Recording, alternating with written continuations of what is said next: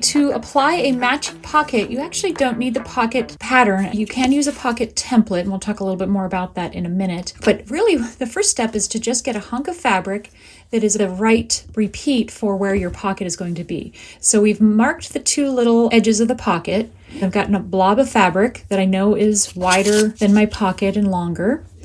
Then all you need to do now is match this onto the fabric so that that top piece disappears. So you know it's matching all the way around. Then fold it back until you see your little edge points. See those? Two little dots there. They might be hard to make out because there's lots of little dots. And then score that line with your fingernail. Then head over to the machine with this shiny side of the interfacing face up and one edge of it aligned against that score line, that fold line that we just put in. This interfacing is 1 1/8 inch wide and just long enough to fit over your pocket. Head on over, and then we're just going to use the edge of the interfacing as a stitch guide. I'm just using the edge of my foot. It doesn't really matter what seam allowance here, and you'll see why in just a minute. We just want a nice straight stitch. Make sure that this edge is still riding along that fold line. Now we can just trim this little piece. Now I like to use my fingernail to kind of train this seam open, because once you get to the iron with the interfacing, it can be a little tricky. But you're going to fold this all the way over at the iron. Just want to favor the printed side a little bit at that edge, and go ahead and iron that and meet me back here. Okay, we're back. I don't even know if you can see the little beginning of a pocket here. So I've ironed it over once and flipped it and ironed it one more time, and then I just check my work. I make sure that when I plop this down that it is indeed just where I want it to be. Our next move is to grab the pocket template.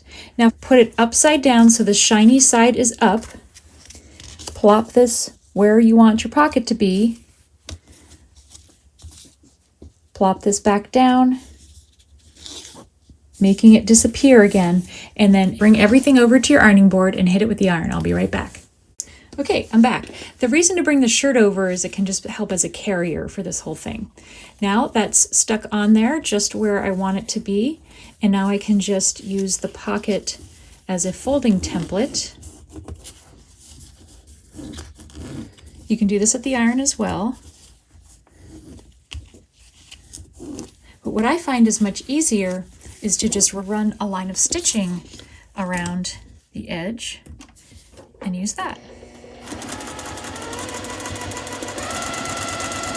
Just go like that. Before we forget, let's just do an edge stitch along this fold over. Okay, now we're ready to plop it down. Fold over the edges. If you need to, you can really smash. That might be a little bulky there with that interfacing in there. So smash that down as you need to. Plop it on your work, making sure it all matches. Now what I like to do is I do a couple of stitches across. So first I line this up just where I want it to be, and I drop my needle right where I want to start stitching. And I take a couple stitches, rotate, and I go down to here.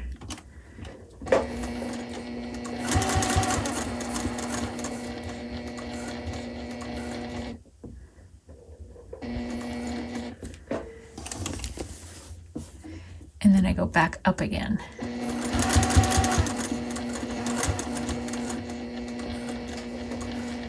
Then I turn the whole thing around and I go back down. That way that has been reinforced a couple of times, but you don't have to reverse. It looks, I think, a little tidier. Now, I just pull on the shirt a little bit if I need to get that to match up.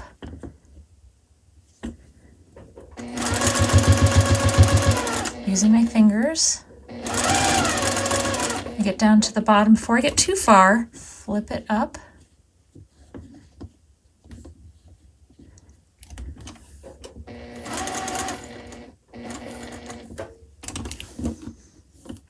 Now you could use your folding template if you need to. I'm just going to go for it.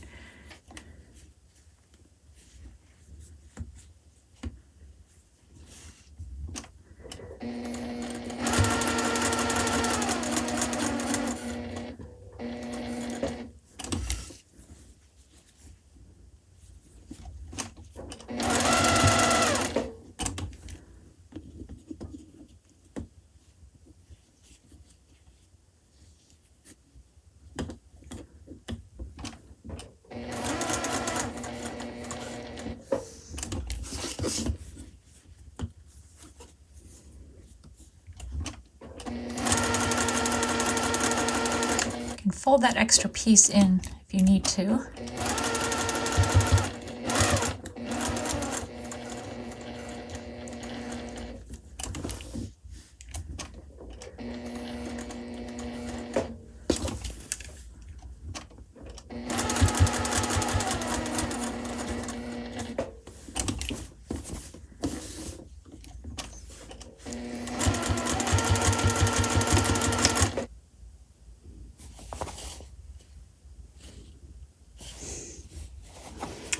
Isn't he cute? Matches perfectly, and you're all set. All right, that's how we match our beautiful, fun novelty prints. Thank you so much. This is Leah with Away We Sew. We'll see you next time.